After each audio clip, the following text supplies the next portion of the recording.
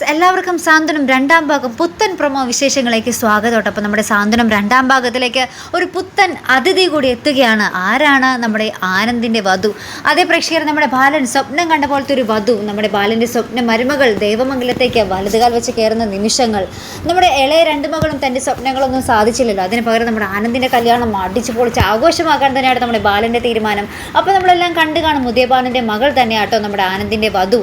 പക്ഷേ എന്നിട്ട് നമ്മുടെ ഈ ഒരു കല്യാണത്തിന് ക്ഷേത്രത്തിൽ ഇവർ എത്തിച്ചേർന്ന നിമിഷങ്ങളും കാണുവാൻ സാധിക്കുന്നുണ്ട് കേട്ടോ. അപ്പോൾ നമ്മൾക്ക് കാണുവാൻ സാധിക്കുന്നുണ്ട് വധുവിൻ്റെ കാലിങ്ങനെ അവരിങ്ങനെ കാണിക്കുന്നുണ്ട്, ഹൈലൈറ്റ് ചെയ്ത് കാണിക്കുന്നുണ്ട്. കാരണം എന്ന് വെച്ചാൽ വധു ചെരുപ്പിട്ടിട്ടില്ല.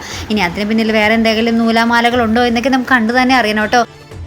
അപ്പുറത്താണെങ്കിൽ നമ്മുടെ മിത്രയെ കണ്ടു കിട്ടുന്നുണ്ട് കേട്ടോ. മിത്രയ്ക്ക് എന്തോ അപകടം പറ്റിയതായിരിക്കാം മിത്ര ഇങ്ങനെ കട്ടിലിരിക്കുന്നത്. നമ്മുടെ ആര്യൻ ഇങ്ങനെ ഭക്ഷണമൊക്കെ ഊട്ടി കൊടുക്കുന്ന രംഗങ്ങളും അതിനിടയിൽ ഇങ്ങനെ ചെറുതായിട്ടൊക്കെ കാണിച്ചു പോകുന്നുണ്ട് കേട്ടോ. അപ്പോൾ മിത്ര എവിടെയായിരുന്നു, മിത്രയ്ക്ക് അപകടം പറ്റിയതാണോ എന്നും നമുക്ക് കണ്ടു തന്നെ അറിയണം കേട്ടോ. പിന്നെ നമ്മുടെ ഇവരുടെ ഒരു വിവാഹ ചടങ്ങിൽ നമ്മുടെ ആര്യനും മിത്രയും പങ്കെടുക്കുമോ, അതാട്ടോ മെയിൻ കാര്യം. കാരണം എന്ന് വെച്ചാൽ ബാലൻ പറഞ്ഞിരുന്നു, ഞാൻ അവരെ ക്ഷണിച്ചിട്ട് അവർ പങ്കെടുക്കില്ല, അവർക്ക് വേണമെങ്കിൽ വന്ന് പങ്കെടുക്കാം എന്ന് പറഞ്ഞിരുന്നു. അപ്പോൾ അച്ഛനും മകനും ഇപ്പോഴും ആ ഒരു കൊട്ട വാശിയിൽ തന്നെയാണ്. അപ്പോൾ വിളിക്കാത്ത കല്യാണത്തിന്, എന്താ പറയുക, ക്ഷണിക്കാത്ത കല്യാണത്തിന് നമ്മുടെ ആര്യനും ഇത്രയും എത്തുമോ, അതും നമുക്ക് കാത്തിരുന്ന് തന്നെ കാണാം കേട്ടോ. അപ്പോൾ ഇതുപോലെ പ്രൊമോ റിവ്യൂസിനും എപ്പിസോഡ് റിവ്യൂസിനും ഒക്കെ നിങ്ങൾ മറക്കാതെ ചാനൽ സബ്സ്ക്രൈബ് ചെയ്യുക.